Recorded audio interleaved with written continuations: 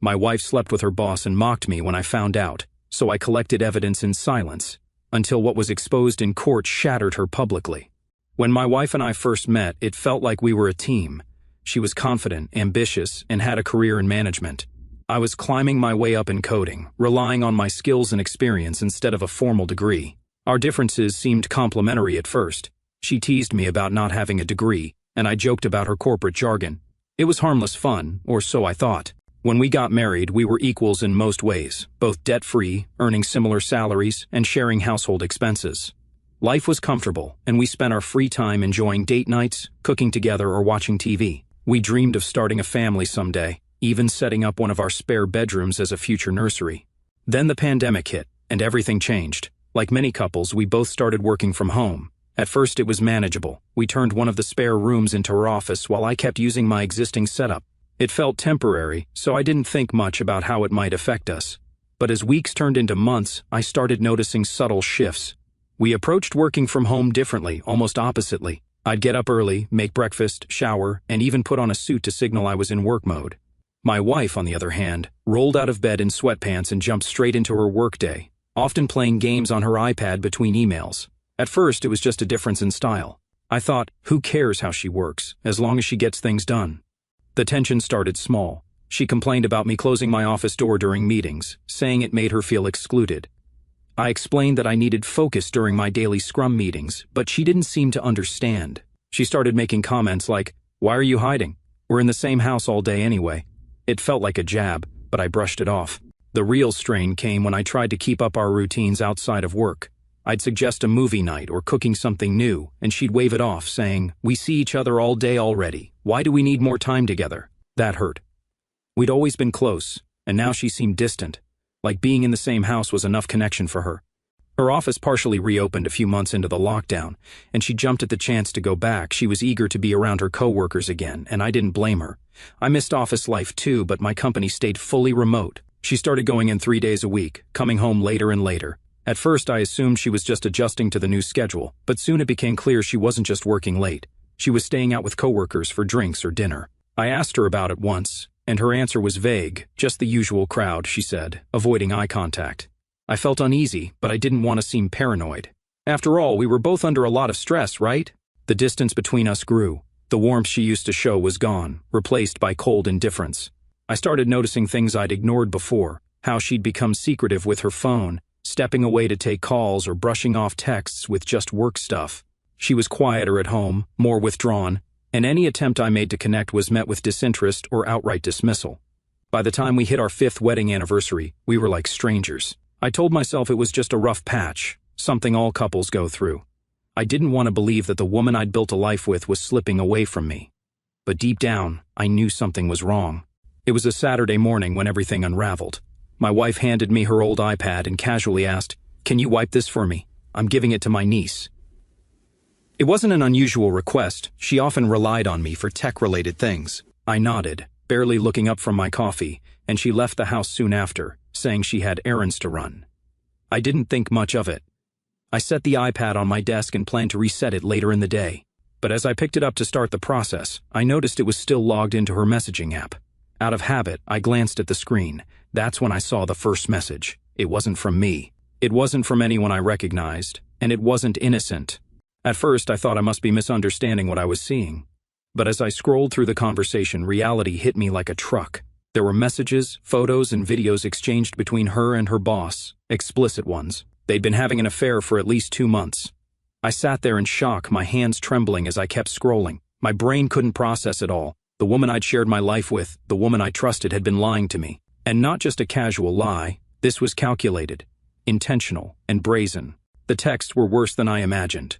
She talked about me, referring to me as boring and too predictable. She complained about my work-from-home routine, mocking the way I dressed up for meetings. One message burned into my memory. "He's so clueless I could scream. You're the only thing keeping me sane right now." That line hit me like a punch to the gut. I thought back to all the times I'd tried to bridge the gap between us, the nights I'd suggested we spend time together, the little surprises I'd planned to cheer her up, the patience I'd shown when she pulled away. It wasn't enough for her. Or maybe it was too much. Either way, she'd chosen someone else. After saving everything to a secure cloud drive, I shut the iPad and sat back in my chair, staring at the ceiling. My heart was racing, my stomach churning. I didn't know whether to cry, scream, or punch a hole in the wall. Instead, I just sat there, frozen, as the reality of her betrayal sank in. When she came home later that evening, I couldn't even look at her. She breezed through the door, tossed her keys on the counter, and greeted me like nothing had happened. "Hey, how was your day?" she asked, her tone casual and light. I mumbled something about work and went to my office, shutting the door behind me. My mind raced. Should I confront her? Should I demand an explanation? But every time I imagined the conversation, I felt a wave of nausea. Her lies had been so thorough, so bold. I didn't trust myself to stay calm. The next day, I called a lawyer. I'd never spoken to one before, but I knew I couldn't handle this alone. The lawyer listened patiently as I laid everything out, from the messages I'd found to the growing distance in our marriage. When I was finished, he asked me a simple question. "What do you want to do about this?" "I want a divorce," I said, the words coming out firmer than I expected. He didn't seem surprised. "If that's the case, you'll need more evidence. Courts are unpredictable, and the more proof you have, the better. I recommend hiring a private investigator to gather what we need." He explained that in our at-fault state, adultery could significantly impact the division of assets and alimony, but only if we could present a solid case. "You need to stay calm," he said. "Don't confront her yet. Let her think she's gotten away with it. The more comfortable she feels, the more careless she'll become." It sounded like good advice, but the thought of staying silent felt unbearable. Every time I saw her, every time she smiled at me or made small talk, it felt like another knife in my back. The private investigator worked quickly. Within a week, they had more evidence than I ever thought possible. Photos of her meeting her boss at his apartment, videos of them kissing in the parking lot after work, time-stamped screenshots of their messages. It was all there, laid out in excruciating detail. When the investigator handed me the final report, I felt both vindicated and devastated. There was no denying what she'd done, but seeing it all in black and white, every betrayal documented, was like reliving the pain all over again. By this point, I was barely functioning at home. I avoided her as much as possible, keeping conversations to a minimum and spending most of my time in my office. She didn't seem to notice or care. Her phone was always in her hand, her face lighting up at incoming messages I knew weren't from me. She stopped asking about my day, stopped making any effort to engage with me at all. One night, as she sat on the couch scrolling through her phone, I couldn't hold it in any longer. "You think I don't know?" I said, my voice trembling with anger. She looked up, startled. "What are you talking about?" I stood there, fists clenched. "I know about you and your boss. I've seen the texts, the pictures, the videos. Don't bother lying." For a moment, she just stared at me, her face a mix of shock and something else, defiance. Then she finally said, crossing her arms, "What are you going to do about it?" Her tone, her smugness, it set me off. "What am I going to do?" "I'm divorcing you. That's what I'm going to do." She smirked, shaking her head. "Oh, please. You won't leave me. Even if you try, I'll get half of everything. You might as well stay. It's better for both of us." Her words, her arrogance, her complete lack of remorse. It was like a switch flipped in my brain. "You think this is a marriage?" I said, my voice barely above a whisper.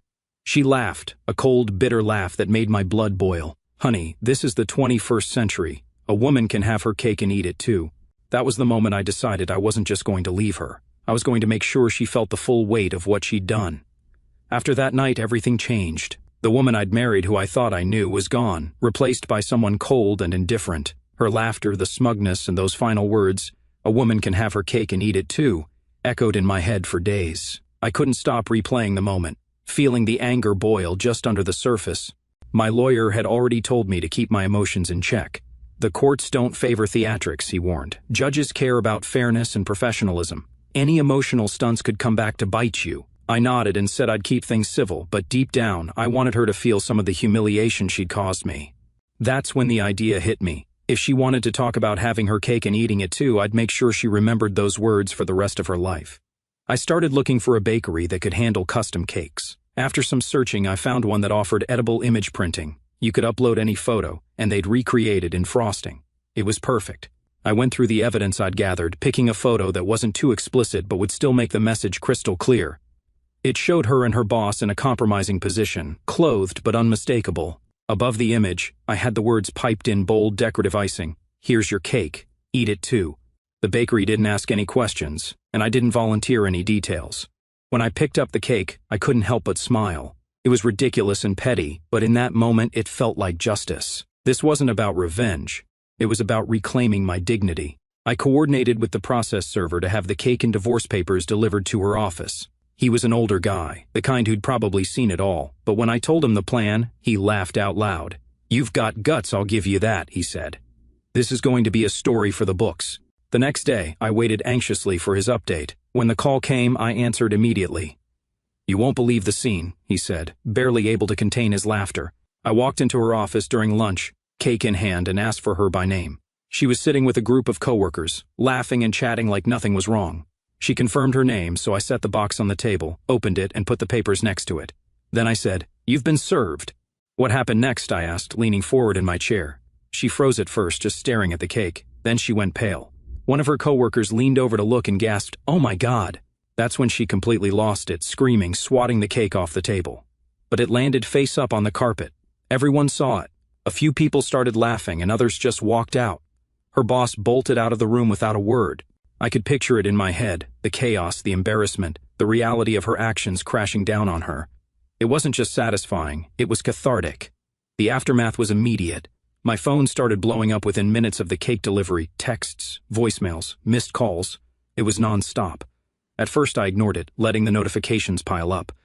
Then her mom texted me, "She's staying with me for now. Please don't contact her unless it's urgent." I laughed at the irony. She was acting like I was the one harassing her. Meanwhile, I hadn't even responded to a single message. That night, I sat in my office, reflecting on what I'd done. The initial rush of satisfaction was fading, replaced by a creeping sense of doubt. My lawyer's warnings echoed in my mind. Judges don't have a sense of humor. Any act of pettiness could hurt your case. Had I gone too far? Would this stunt come back to haunt me in court? I didn't regret the message, but I worried about how it might be perceived. As much as I wanted to see her humiliated, my ultimate goal was to protect myself in the divorce. The last thing I needed was to jeopardize my position because of a cake. The next day, I called my lawyer to come clean. He sighed when I told him what I'd done. "Michael, I'm not going to sugarcoat this. Judges don't like these kinds of antics. It could make you look vindictive." "I wasn't trying to be vindictive," I said defensively. "I just wanted to make a point." "I get it," he replied, "and honestly, it's not the worst thing I've seen, but from now on, you need to focus on the big picture. Leave the drama out of it." I agreed, though part of me still felt like the cake had been worth it. The aftermath of the cake stunt was immediate and far-reaching. By the next day, the story of her public humiliation had spread through her office like wildfire. Mutual friends began texting me, asking if the rumors were true. I didn't reply to most of them, but from the details they shared, I pieced together the scene that had unfolded. Apparently, several coworkers had filmed the cake reveal, and videos were circulating among staff. Her boss, the man she cheated with, had immediately distanced himself, refusing to speak to her outside of strictly work-related matters. HR had been alerted, though it seemed like no formal complaints had been filed yet. Meanwhile, her so-called friends at work, the ones who had encouraged the affair, turned on her in an instant. "She brought this mess into the office," one of them allegedly said.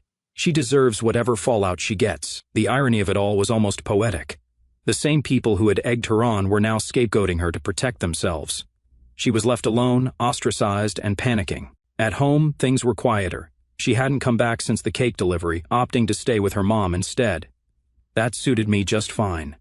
My lawyer had advised me not to engage with her directly, so I ignored her texts and calls. Most of them alternated between begging for forgiveness and accusing me of ruining her life. I forwarded everything to my lawyer without replying. I'll admit, a small part of me felt guilty. Not for exposing her lies, she deserved that, but for the sheer public nature of it all. It wasn't just our marriage that had fallen apart. Her professional life and social reputation were now in shambles. But every time I started to second-guess myself, I remembered her laughing in my face, telling me I'd never leave her. That memory was enough to quiet any lingering doubts. A week later, she emailed me, asking to come by the house to talk. My lawyer advised me to allow it, but only under strict conditions. "Record everything," he said, "and have witnesses present. You don't want her twisting the narrative later." I agreed, and 2 mutual friends came over to act as witnesses. We set up our phones to record the conversation and waited for her to arrive. When she walked in, she looked completely different, frazzled, anxious, and far from the confident, smug person I'd confronted weeks earlier. She sat at the kitchen table, avoiding eye contact. "I just want to explain," she began, her voice shaky. "I don't know what came over me. It's like it wasn't even me doing those things. I wasn't in control." I leaned back, crossing my arms. "You were in control enough to lie to me for months." Her eyes filled with tears, and for a moment I thought she might actually take responsibility, but then she shifted the blame. "It wasn't just me," she said. "My coworkers, they got into my head. They kept telling me I deserved more, that you were holding me back." I raised an eyebrow. "Holding you back? How?" "By trusting you, supporting you, providing a home." She flinched at my tone but pressed on. "They said you weren't ambitious enough, that I needed someone who could challenge me intellectually. They made me feel like I was missing out." Her excuses made my blood boil. "So what, you cheated because a bunch of office gossips psychoanalyzed me behind my back?" She looked down at her hands. "I'm not saying it's an excuse. I just don't know why I let them influence me." Then came the real bombshell. She admitted that the same coworkers, whom she now called the Three Witches, had turned on her after the cake incident.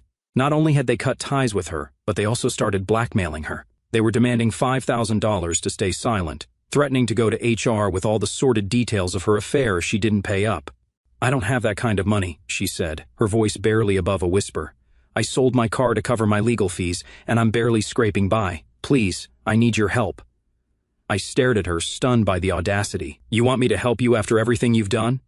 She nodded, tears streaming down her face. "I don't know where else to turn. I don't want to lose my job on top of everything else." For a moment, I almost felt sorry for her. Almost. But then I remembered the texts, the lies, and the laughter. I shook my head.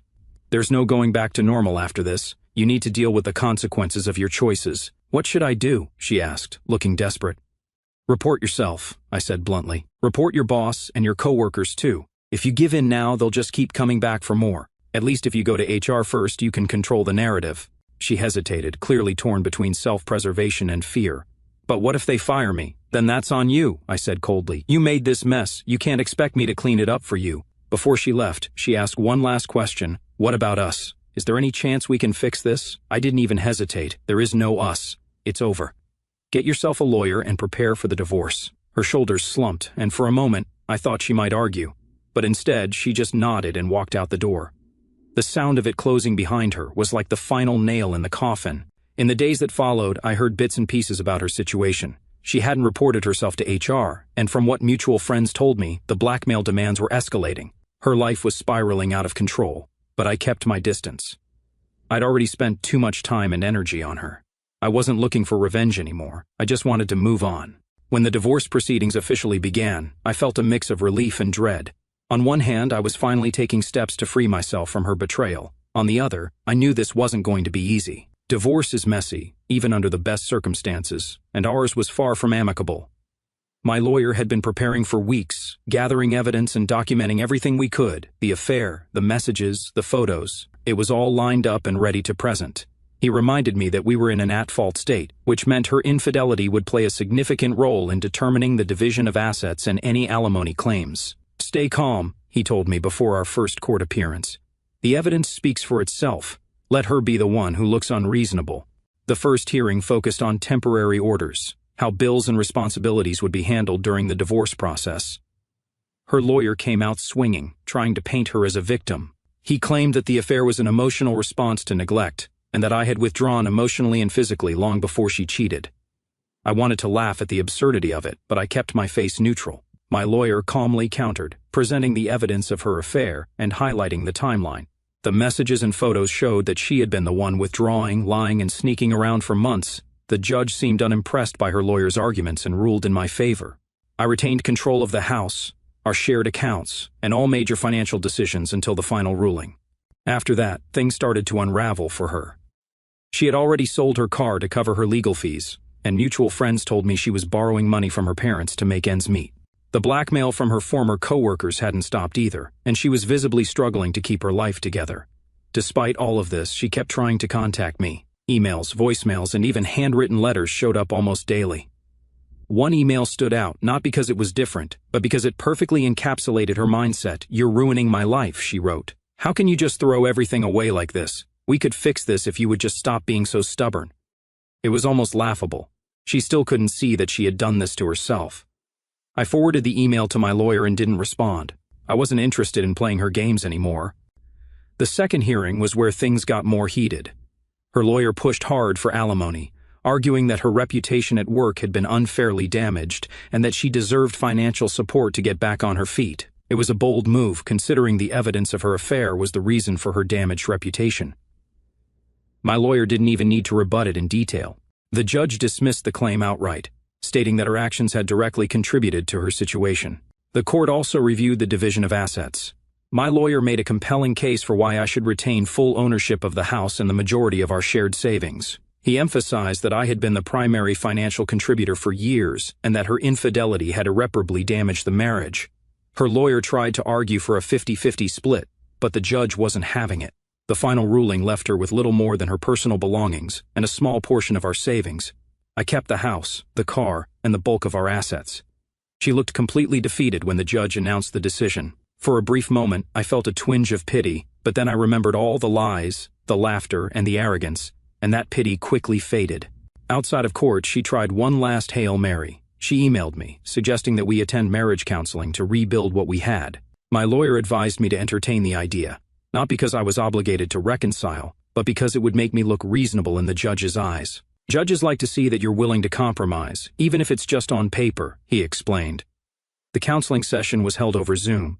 She was at her mom's house, and I was in my home office. The counselor spent most of the time trying to assign blame equally, saying things like, "It takes two to create distance in a marriage, and both of you need to take responsibility for what went wrong." I refused to engage with the narrative. "I don't agree," I said simply. "This wasn't a mutual breakdown. She made a choice, and that choice destroyed our marriage."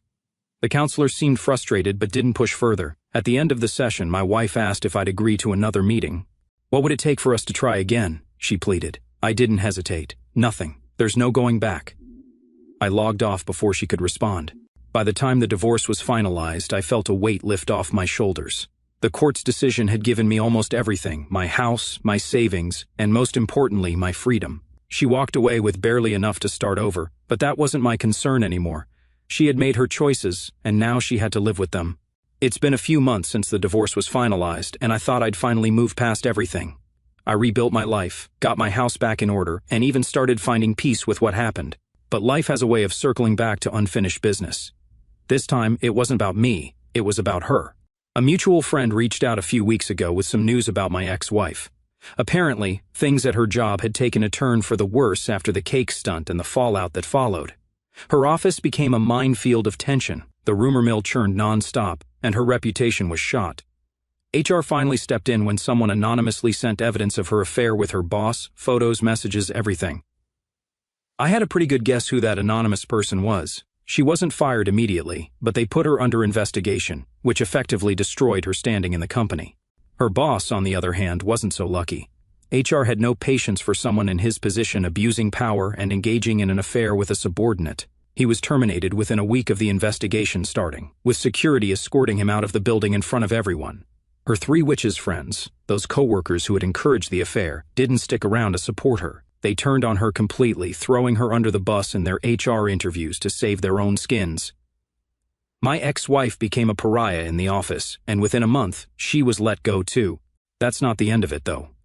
A week after I heard about the investigation, I got an unexpected email from an address I didn't recognize.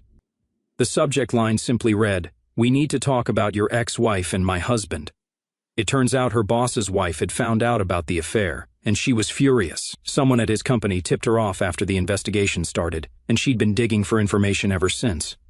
When she finally reached me, she was polite but direct, asking if I had any evidence I could share. At first, I hesitated. Getting involved in someone else's divorce felt messy, but then I thought about everything he and my ex had put me through.